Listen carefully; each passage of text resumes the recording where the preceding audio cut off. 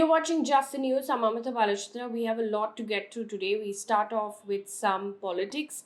Uh, the BJP has today announced that Pushkar Singh Dhami will return as the Chief Minister of Uttarakhand. Now, Dhami will take oath as the 11th Chief Minister of the state on Wednesday. The announcement was made after newly elected BJP MLAs met at the party office in Dehradun to choose their leader. Now, the meeting was attended by Union Minister Raghav Singh, who was appointed as BJP's observer, and Minister Meenakshi Lekhi, who was appointed as the co-observer for choosing the legislative party leader in Uttarakhand. Meanwhile, Biren Singh on Monday took oath as the Chief Minister of Manipur for the second term. Mr. Singh was administered the oath of office by Manipur Governor at Raj Bhavan in Imphal.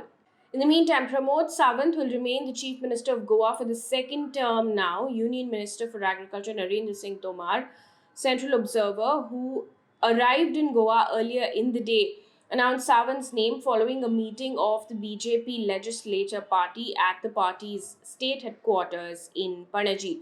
Now, the ruling party is set to form the government with the support of the Maharashtra-Wadi Gomantak party and 3 independent MLAs. In the meantime, the Aam Aadmi Party has nominated former cricketer Harbhajan Singh, lovely professional university founder Ashok Mittal, AAP MLA Raghav Chadha, IIT Delhi faculty Sandeep Phatak, and industrialist Sanjeev Arora for the March 31st Rajya Sabha polls. Now, the Rajya Sabha elections will be held on the 31st of March. Moving on now to what's happening in Ukraine. It's day 26 of Ukraine's crisis.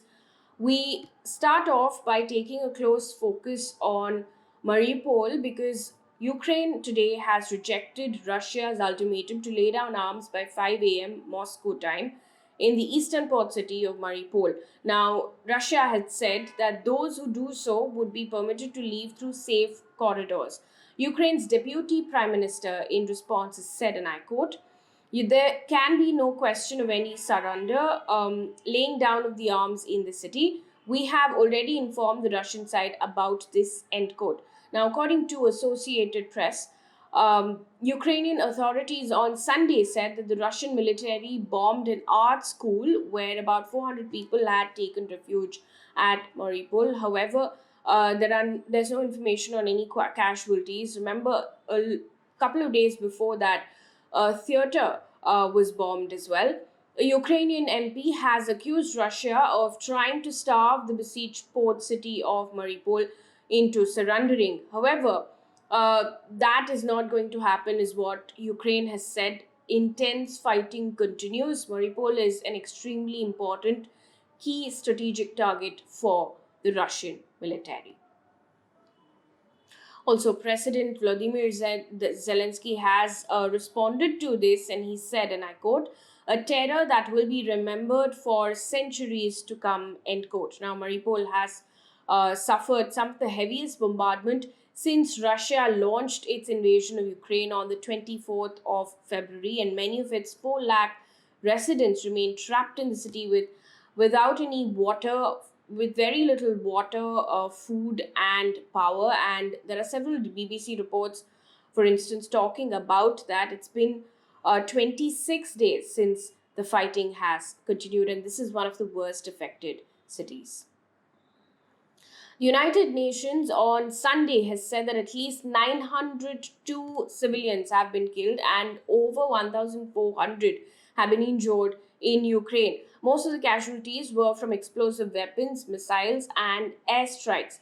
Now, the actual toll can be considered much higher because, according to this agency, they've not yet been able to verify or receive casualty reports from severely badly hit cities, especially what's happening in Mariupol.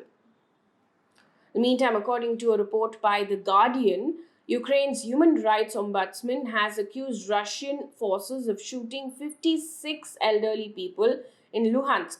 Now, in a post on Telegram, the ombudsman wrote, and I quote, "Russian occupiers cynically and purposefully fired from a tank at a home for the elderly. 56 residents who lived to their old age in the house died on the spot," end quote. Meanwhile, Russia has claimed that it has hit Rivne's military grounds, training grounds with two missiles on the 20th of March. There is no information, however, on casualties yet. The city of Rivne is located 300 kilometers west of Kyiv. In the meantime, Kyiv is also badly hit because Kyiv's mayor said on Sunday that a shell exploded outside an apartment block in Kyiv, wounding 5 people. According to the BBC, 8 people have been reported dead after a shopping center and a number of houses were shelled as well. The mayor of Kyiv has announced a curfew in the capital from Monday to Wednesday. Also in the news, the stock exchange in Moscow has partially reopened for the first time since the 25th of February, the day after the invasion began. Trading of bonds and shares on Russia's financial markets was suspended after stocks plunged by 33%. International sanctions have severely affected the wider economy, with some supermarkets rationing sales of basic goods such as salt and cooking oil. Meanwhile, US President Joe Biden is set to travel to Poland this week to discuss international efforts to support Ukraine. The White House has said that Biden is set to impose severe and unprecedented costs on Russia for its invasion of Ukraine.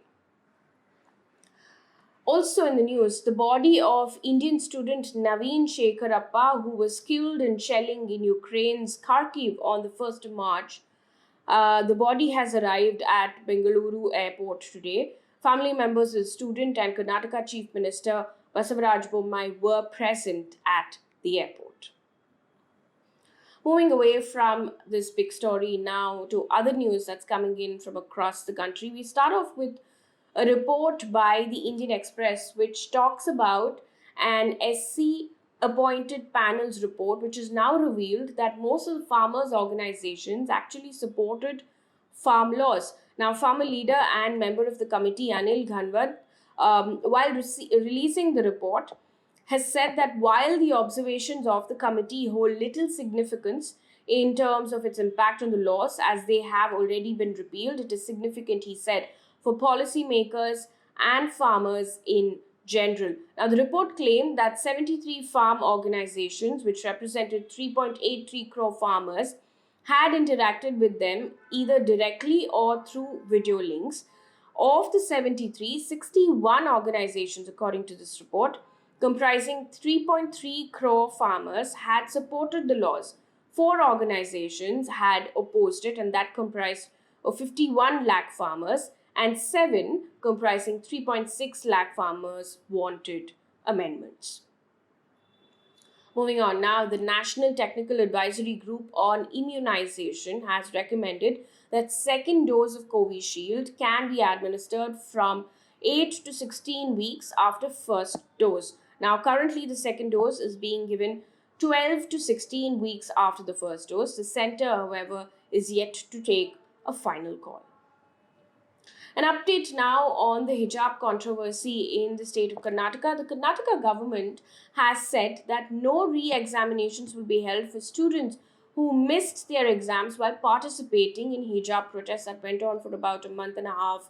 According to The Hindu, Karnataka Education Minister B.C. Nagesh said, and I quote, "We will not create a precedent by holding re-exams for absentees. They can appear for supplementary exams like everyone else. We're not going to make an exception," end quote. Now remember, the Karnataka High Court had upheld the hijab ban in educational institutions in the state. We've actually gone on ground and covered the story. So there's a documentary out on why this controversy began. We spoke to many experts on ground who weren't surprised that this happened, but they also speak about why this one controversy cannot be looked at in isolation. That story is out on our YouTube page, so do take a look at it and tell us what other stories you'd like for us to work on. Moving on now, Australian authorities have returned 29 antiquities to India. The antiquities came from different time periods, with the earliest ones dating back to 9 to 10 century CE. Now, this was ahead of the virtual summit between Prime Minister Narendra Modi and his Australian counterpart Scott Morrison today afternoon. Now, in the summit, India and Australia have agreed to boost cooperation in crucial areas such as critical minerals and mobility of students and professionals. Both the countries are members of the Quadrilateral Security Dialogue, or Quad. Meanwhile, the Editors Guild of India today called for an independent court-monitored probe into the arrest of an Agra-based journalist Gaurav Bansal. Gaurav Bansal was arrested on the 15th of March for reporting about alleged electoral malpractices in the recent held Uttar Pradesh Assembly elections. Now, in a statement, the Editors Guild has said, and I quote, "The Editors Guild of India is shocked by the manner in which an Agra-based journalist was arrested and allegedly tortured for reporting about electoral malpractices in the recent assembly elections," end quote. Now, Bansal's lawyer has alleged that he was, and I quote, "given third-degree torture and humiliated by police officers," end quote. Moving on to business news right now. The government has extended the timeline for startups to convert debt investment made in the company into equity shares to 10 years. Now, this decision is likely to give a relief to budding entrepreneurs.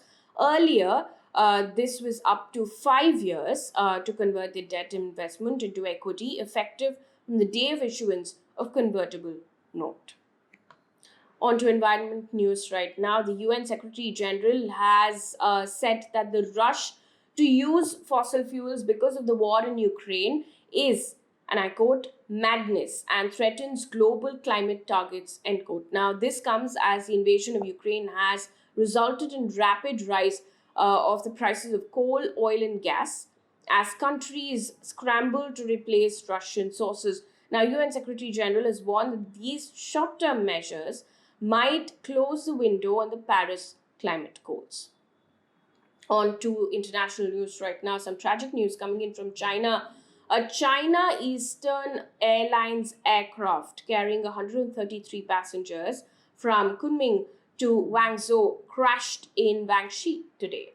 Now, it crashed in a forested hillside in southern China. The number of casualties and the reason for the crash are yet to be known.